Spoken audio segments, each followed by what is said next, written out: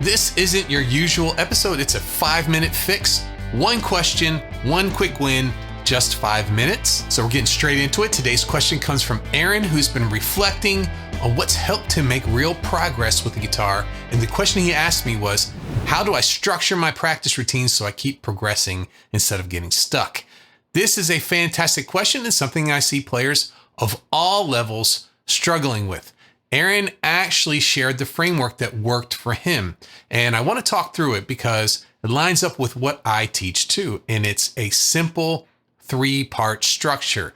The first structure is warm up, just 5 minutes. Nothing more, nothing less. Let's use this time to wake up our hands and wake up our mind.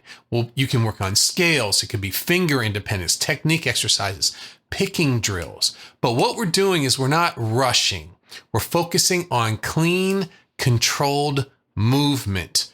The goal is to build connection between the eyes, the ears, the hands, and we're not going to look for speed that comes over time. And if you're tired of doing technique exercises or just doing scales up and down, there's something called sequences, which I think you will really enjoy doing. It's great for warming up. And so you take your scale, you go up a few notes, and then you do the same thing, but starting on the next note of the scale.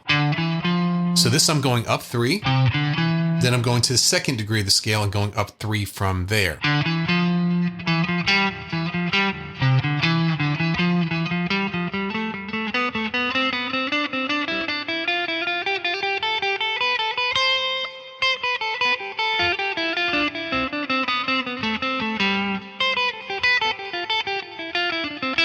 You can do all sorts of different ones. You don't have to do 3. You can do 4s or 5s. You can skip notes.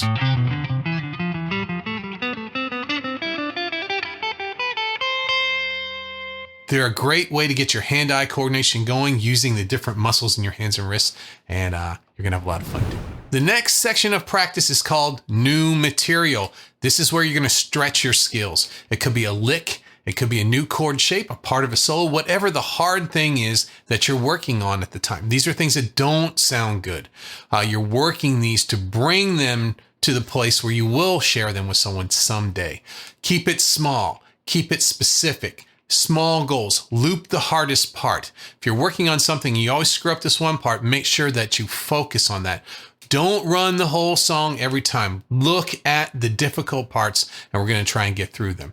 Learning whole songs is for the next section. And the last section of practice is the review section. This is 10 minutes. You're going to take a little bit of time and you're going to make your progress start to lock in. You're going to go back to stuff that you've already worked on. It could be old riffs, old songs. It could be a whole set list full of songs, but you're going to run them. You're going to keep playing them, maybe developing them more, or maybe just refining the way you play. You'll focus on the other things, not the hand-eye coordination. You're going to focus on the tone and the feel. This is where your confidence comes from.